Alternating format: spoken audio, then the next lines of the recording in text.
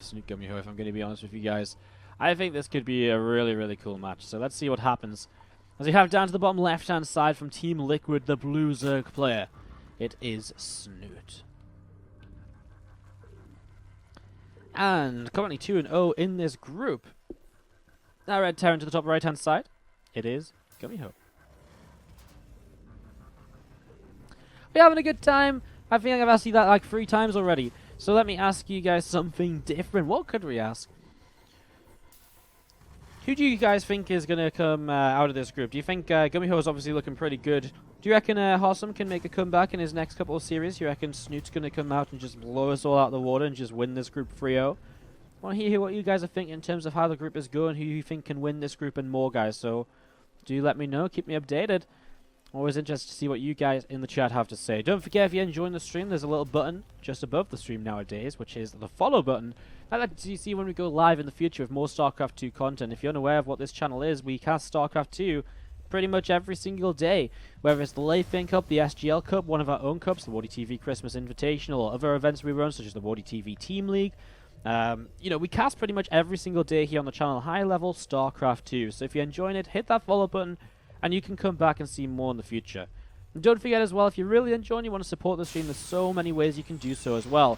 You can go and subscribe to the channel, you can donate directly, you can cheer in the chat, and there's a Patreon page as well. All of those allow you to kind of really keep me as a full-time streamer, keep me bringing you guys this content every single day, running my own events, and more. So if you can afford to do any of that, it's greatly appreciated. Thank you very much. Rootfly hits the 3-month resub. Back from a short holiday and missed you all, especially the dog. Say hi to the dog for me. Dog's not even here anymore, mate. We've moved. We have moved away from the dog. Rootfly, thank you very much for the 3-month resub. You do get Christmas decoration on the tree. Let me know if you want silver, gold, or white for the tree, and it will get you added after this. As we do see this Reaper just moving down to the bottom left-hand side in the early stages of this TVZ. So moving down to the bottom left-hand side, this Reaper pops on in, and he's just going to have a little bit of a look around. A couple of Zerglings coming in as well. Going to see this drone. Going to get, going to start moving away. This Reaper going to continue to trade with these Zerglings. And I'm just going to be seeing the link speed continue to come on up. Command Center will finish in the natural expansion. Reactor finishes on this barracks, and the factory can swap on onto it. This barracks lifts up, backs away. Factory, second factory coming down. All right, here we go. Second factory, time for some Hellion Cyclone. A second reactor will probably come down as well. And that's GuMiho looking to play mech here in his in his only TVZ of the day. So be our last Terran matchup of the day as well, guys. After this, we're going to have a bunch of ZVPs and a PvP mixed in there as well, as we'll only have Zerg and Protoss players left in terms of matches remaining to be played. No reactor from GuMiho on this barracks, which does surprise me quite significantly, because the last few times I've seen a second factory this early, it has generally been to go into that Hellion Cyclone sort of playstyle. So sort of surprised that we're not seeing that right away now. Snute already dropping down the Roach-Warren. Reaper Grenade is actually going to blast back those Hellions more so than anything else. Queens come forwards to help deflect here early. And there's 2 Cyclones on the way, and he just starts a single Hellion on this factory. Interesting then. No reactor at all. Okay. Well, I really thought it was going to be a second reactor, but apparently not. I was incorrect, as we'll be seeing the Hellions and the Reaper moving back away towards the upper right once again. Thank you very much, Krylon NYC, who resubscribes with Twitch Prime for 3 months in a row as well. Thank you very much. You also get a decoration on the tree. Let me know what color you want. You guys see some SGI hearts in the chat, please, for all of these resubs. Thank you very much, guys. Appreciate it. Continued support means a lot. You guys are all awesome. A couple of Cyclones coming forwards. And we're going to be seeing the few Hellions moving forwards here as well. Armory is on the way up. It's just over halfway done. So Armory is just over halfway done.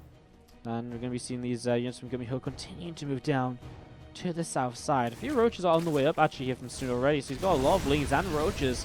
I mean, the Armory about to finish. There's about to be Hellbats coming in rather than Hellions. And obviously that makes quite the difference, meaning that you really cannot fight this with only Zerglings. So here we go. Going to be seeing these units splitting up. The Hellbats are here. A couple of Cyclones as well.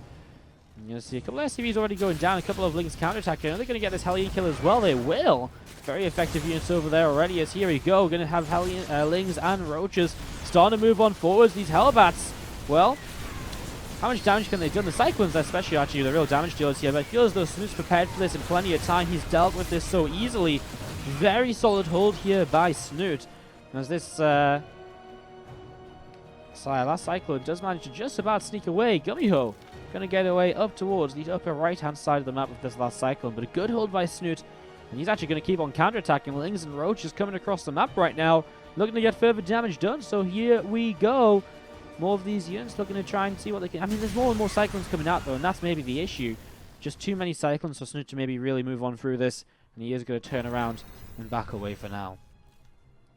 Thank you very much, everyone, subscribing all of a sudden. Kayla Rishatal and Wasap both hitting that sub button for the first time. Thank you very much, guys. Welcome to the stream. Welcome to the subs. You guys are something out of nowhere. A sub train appears. Thank you very much, guys. Appreciate it. Some more SUTI hearts in the chat, please. Welcome, welcome, welcome. I'll sort out Christmas decorations on the tree after this game and stuff like that, guys. But do feel free to pick a color. I'll try and keep an eye on the chat to see what you pick. Make sure you type my name. It's easier for me to see it then. Alright, a few Zerglings just sat up to this top side. So, a few Lings just sat up to the top side right now, just waiting to see what is maybe going to be going on here next in the next few moments.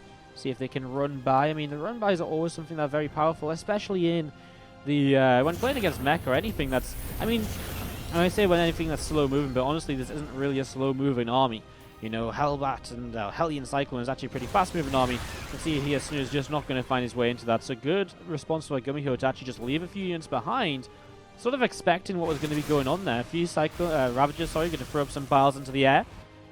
I'm just going to be seeing these first few units not able to move any further forwards. Extra factories coming down, and these will be the factories which get some tech labs. And so we're about to see probably some siege tank play coming on in. Third CC is ready to lift up. Looks as though he'll take the forward third base here of the mech play. An easy base to push forwards from. So that's what he's going to be aiming for in the next few moments. As these Cyclones just going to gather up to the left-hand side for a few moments as well. There's the infestation pit coming down. The +1 missile attack continue to roll on in as well. Roach speed coming up to being about halfway done also. So lots and lots of stuff coming on in. We're going to be seeing this Overlord getting taken down. These Roaches moving forwards. A Hellion goes down here instantly. I'm just going to be seeing, again, GuMiho pulling back a whole chunk of these units. He's going to drop down this command center as well in a couple of moments' time. And that's going to be him up on 3 bases. Hatcheries continue to come down all over the place. These Roaches still trying to move their way through these rocks. Just opening up the map just a little bit more. So here, giving them a few more counter-attack pathways and better chances to surround this army if any of them ever do arise. As Roach speed coming up will obviously help with that. But still not too much else. I mean, we see the infestation pit, and probably that to be used to go into a hive and get Vipers out nice and early. We don't see a Hiveless Den or anything coming in. Just the Roaches and Ravagers for now. So it's an interesting setup here from Snute. Roach speed of battle kicking, which will have a lot of these Roaches going a little bit off the creep at just the wrong time as this Hellion Cyclone force comes forwards. Snute is ready to surround the Ravagers from the right-hand side, looking to see where they can come from. May even drop a few barrels towards the front of this army, and oops, actually going to connect on a few of those Hellions there already. So here we go. Going to see a few more Roaches and Ravagers getting set to go. Turning around once again. More damage being dealt here. And we're going to be seeing more and more Cyclones. Going to be taking more and more damage. A few more units going to be coming over to the right. And again, lots of Roaches and Ravagers. Here we go. Continue to fight this. Can Snute really fight this? I mean, Cyclones do a lot of damage. You're going to see a lot more Roaches for Snute in the back. Definitely needs those. Whoa! Did not expect this one. Swarm host time. Okay. Time to kick it up a notch, guys. Swarm hosts are on the way for Snute. Well, I actually have no idea how swarm hosts play out in this sort of situation. Like, I actually have no idea how the swarm hosts are going to play out in this sort of situation. This is going to be a little bit weird. As we see these Roaches and Ravagers moving forwards, the swarm hosts are out. And I guess momentarily we'll see some Locusts starting to come into play. Maybe. He's waiting right now. But now the Roaches and Ravagers are doing a pretty good job of pushing these Hellbats and Cyclones away. Where's he going to go with the Swarm Host? Just straight over the map? Oh my god, is he just going to go for production? Or is he going to go for the base? I mean, either or kind of works out. He doesn't really need them to fight this army. In fact, the Roach army is doing pretty good on its own right now. There's those Locusts coming up, and oh my god, this mineral line is going to start disappearing. Actually, he starts chasing away this army, which is maybe not exactly what he wants to do. A few more Locusts drop down. Look how much damage they're going to do so quickly here, as at the same time, Roaches and Ravagers still holding in the center of the map. Cyclones coming on in once again, trying to just collapse onto these units. A couple more Ravager shots going up in the sky.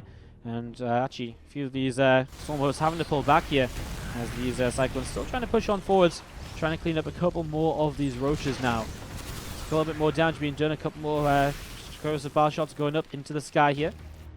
And these few units from GuMiho are going to back away over to the right-hand side. I mean, still a lot of Cyclones up, but Snute really has just started to take quite the advantage with this now. His Swarm Hosts are coming off cooldown, so they're going to be usable again. Does he want to use them in this fight?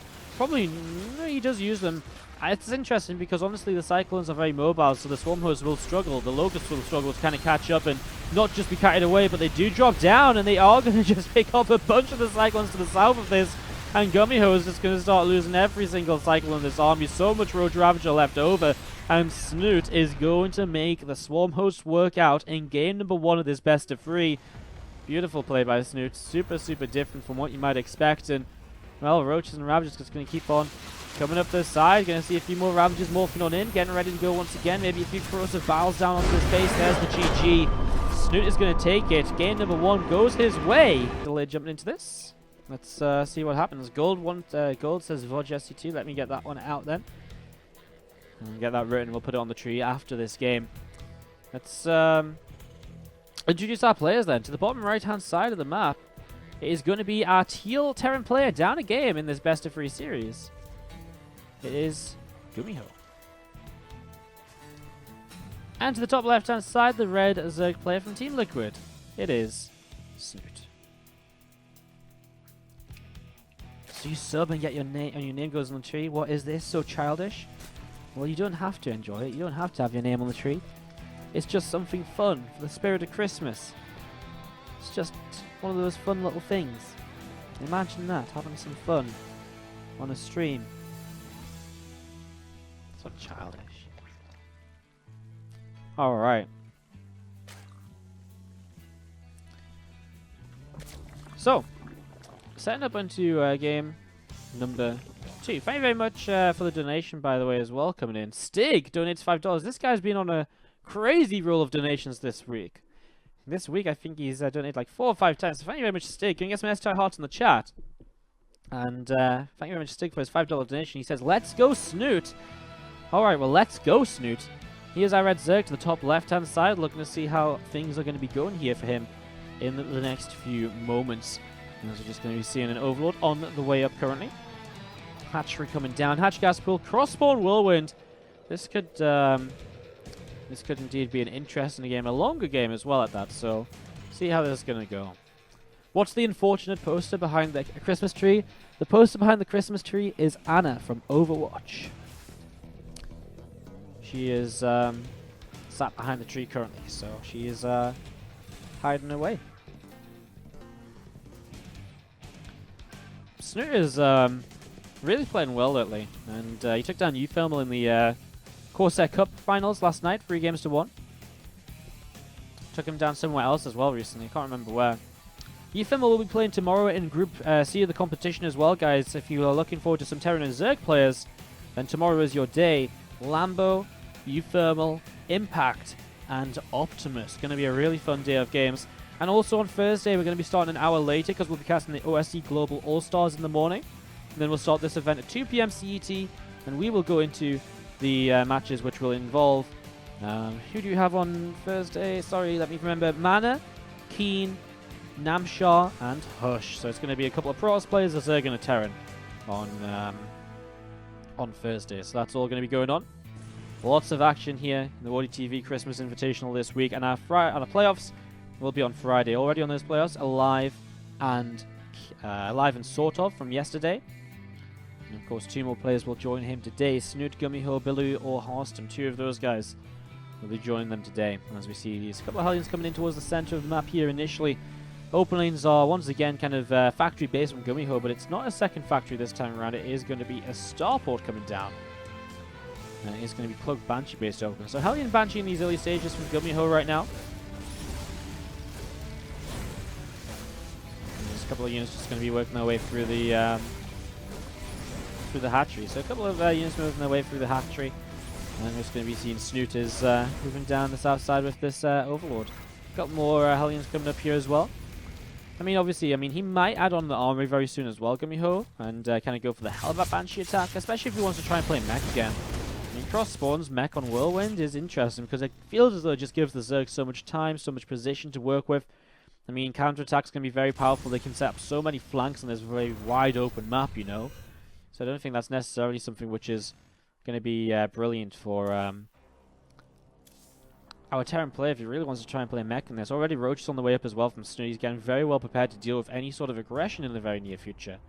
So setting up into this, and well, a few Zerglings just collecting the average just down the ramp. Cyclone going to start up as well from GuMiho. For now, it does look as though he'll continue playing mech. There's the armory for the Hellbats. There is a tech lab on this barracks, so maybe still hope for a Simpack upgrade to start and open him to play bio instead. I think cross one Whirlwind, surely you can't play mech. I mean, whenever you try to push with mech on this map, you're just going to get absolutely annihilated. Again, either by a counterattack or by the fact that you're going to move into this wide open area and the Zerg can just attack in from like a 360-degree concave almost. Like, at least a 270. It's going to be crazy.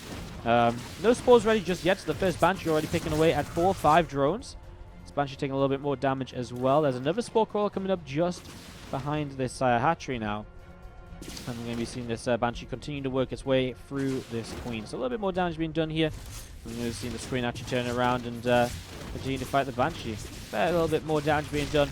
The screen does go down. Actually a big attack across the map by Snute. This Ling Roach Ravager. Didn't realize he was going to try and get so aggressive with it, but he does. He goes straight across here, and well, he's making his way through these first few units, and he is going to get cleaned up, but he's cleaned up a lot as well himself. You know, he cleans up a few Cyclones, the Hellions, and most importantly, he's getting worker damage done as well. 10 workers killed, and that will go over a little bit more here towards the end, as you see these SCVs will start to run away. 15 workers killed now, Snute taking a 16 worker lead overall, as these last few units getting cleaned up. 3-4 Zerglings left. Does he get one more SCV kill? He does. Not maybe, actually. I don't know if it actually went down or not.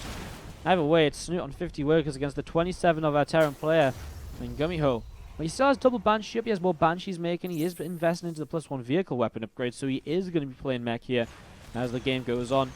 We're just going to be seeing these couple of Cyclones locking on, and he is going to be picking off this Overlord. He is in range, and so the Overlord will go down. The Banshee vision there, helping him out with that. So GuMiho going to be going up towards the top left, but again, taking a lot of damage here early. That counterattack by Snute has really given him a really good position to work from now in this game. As we're going to be seeing a couple more of these Queens just gathering up together towards the third base. Another Roach popping in. Ravager will morph in also now. There's going to be actually 3 or 4 Queens moving forwards and starting to work their way through this lair. And there's a couple more factories starting up from GuMiho as well. This barracks lifts up into the sky. And these 2 Banshees still moving forwards. Going to keep on trying to do just a little bit more damage onto this Queen. Transfuse comes down, keeps it healthy. And still just creep spread coming out into the center of the map. So more and more creep spread coming out into the center of the map now. As this one Banshee is, well, going to keep on moving around as well to see what sort of direction it can move in. Hydras 10 coming down from Snute. So a little bit of a different way of approaching this than the last game. Not going to go for the Swarm Host this time around. Swarm Hosts are interesting. I mean, on Overgrowth, the idea, I guess, is that you can maybe harass the other bases very easily, very quickly with them, and also pull them back to defend. But at the same time, you can also, as a Terran player, attack quite quickly because it's a fairly small map. And that means that the Swarm Host cooldown is not necessarily going to have time to come back up. It obviously worked out for Snute in game number 1. I imagine why he doesn't necessarily go Swarm Host straight away here on Whirlwind is probably, again, just the size of the map. And much more difficult for him to get those Swarm Hosts in position to get damage done. And also kind of have them back at home at the same time if he needs them. So it's an interesting one. Hyperflight Rotors on the way as GuMiho are obviously going to continue to commit in towards this Banshee play. These first 2 Banshees pulling back right now. They will get repaired up very shortly. So these couple of Banshees will get repaired. 9 more workers have gone down. Snute's work count still looking very good here. 70 to the 50. And still just building up in towards Hydras. Muscular Augments on the way. A couple of Ravagers going to finish morphing in as well now. And a few more Roaches starting to build on it also. Plenty of units gathering up together towards the third bases. For all these Banshees, actually, just all of them getting repaired, getting ready to go back onto the map. Banshees can give you such, they can give you so much to play with, actually. They give you so much map control, especially with Hyperflight Rose. They're super fast, so they can harass very easily. They can pick off drones, they can pick off units as well if they're in low enough numbers. You know, if you find a Hydra popping out of the lava, and there's only one of them, you can pick that off super quickly. These Banshees can actually get quite a lot done. I mean, obviously we saw it a lot kind of in the past year with kind of Sky Terran build orders, where we saw sort of Liberator Banshees as a big kind of composition. So we saw Banshee-based harassment there being super effective. So that's something you got to kind of keep in mind. You see Creep being replaced in the center of the map, but Hellions and Cyclones coming back in the center to try and clean this up nice and quickly. And we'll see pretty much every single one of these Creep tumors going down. One active one does remain as the Roaches and Hydras moving on forwards, and Snute coming forwards again, trying to replace this as fast as he can. Here we go, hit squad of Banshees to the top side, lots of energy on them cloaked up. They can take down this Spore Crawler super fast. And so we're just going to have to see something like Hydras or so coming in here to be able to actually clean this up. The one Spore will not be enough. And immediately Snute just has to pull his drones away. Here come the Hydras though, and there is an Overseer overhead already preemptively. In fact, another one flew in as well with the Hydras, so he pushes it back, not too much damage taken. Good defense by Snute, honestly. I mean, didn't lose any workers or anything, which is obviously a pretty big deal. As these Cyclones lock on momentarily to that Overlord, and Roaches will continue to push away down this left-hand side of the map. Just continue to push on down here. We're going to be seeing these Hellions. A couple more of them going down right now, and still a few more Ravagers moving through the center as well. And Snute, is he going to try and get aggressive here? There's one siege tank up over to the right-hand side. There's too much here for GuMiho. I don't think Snute can really attack. I think Snute, for the most part, just has to be, again, very patient, really just sit back and just allow the Terran player to attack into him, you know, while he builds up and goes into everything he might need. You know, the Spire coming down, the Hive, so you can go into Greater Spire as well as Corruptors. And the Vipers will be able to come into play shortly too. He's also getting Tunneling Claws and Burrow, which I do like as well. You know, to burrow some of these Roaches around the map would not be a bad idea. To try and just harass, just to keep the Terran player honest, to keep the Terran player busy throughout the game. So here you go, Hellion Cyclones. 4 tank Banshees as well. A lot of units. They're actually a little bit out of position now. Snute will go up this ramp, decides not to, so the one siege tank, which is in position to push him away. So Snute pulls back for now. He's once again adding on some Swamp Hosts, so he is going to go Swamp Hosts. Not as early as he did in the last game. So he's going for 7 of them, and, well, we're just going to be seeing these units from GuMiho pulling over to the left-hand side as well.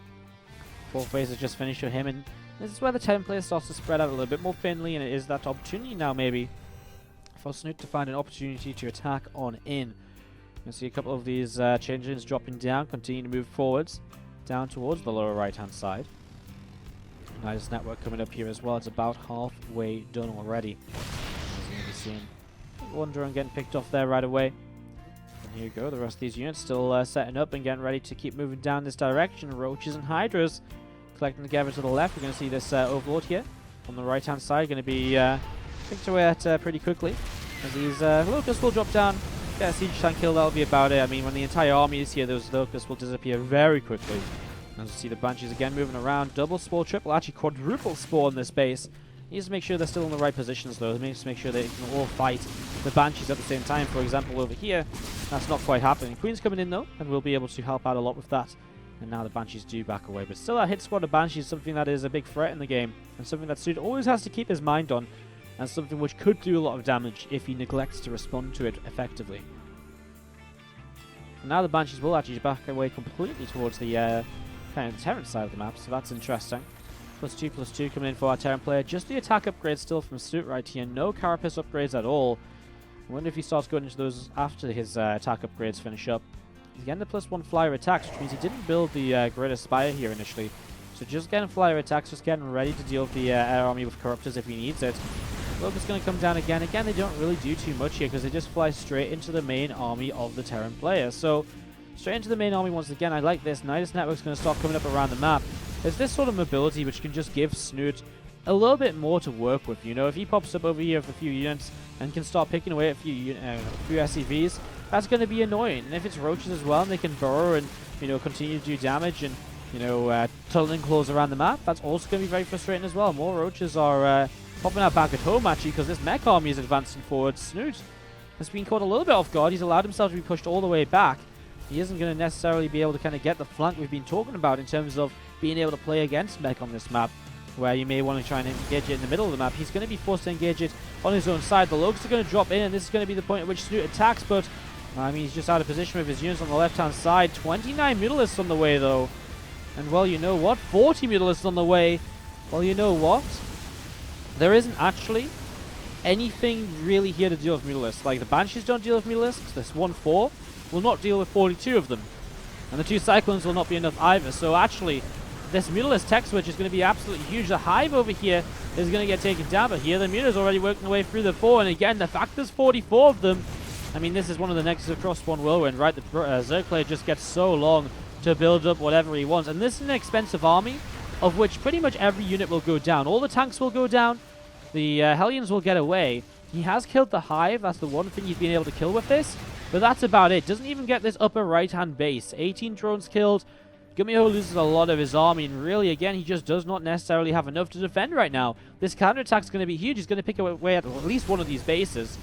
So at least one base will go down. Some of these Hellions will start taking damage as well. I mean, they're useful units to pick off too, because it means that Zerglings can now do so much more on the ground. And in fact, Zergling reinforcements might be a big part of actually coming in against what is about to be some force finishing building here very soon, as we just need to make sure they don't stack up too much. They're just going to spread out. That +1 flyer attack obviously coming into play now as well, as the fours go down so quickly, and this is problematic to say the least. Cyclones come in, but you know what? Their anti-air is so ineffective nowadays. I don't think that's really going to matter at all. And you know, how far can they run? Well, not far enough. GG. GuMiho taps out, and Snute's Mutalisk play will be good.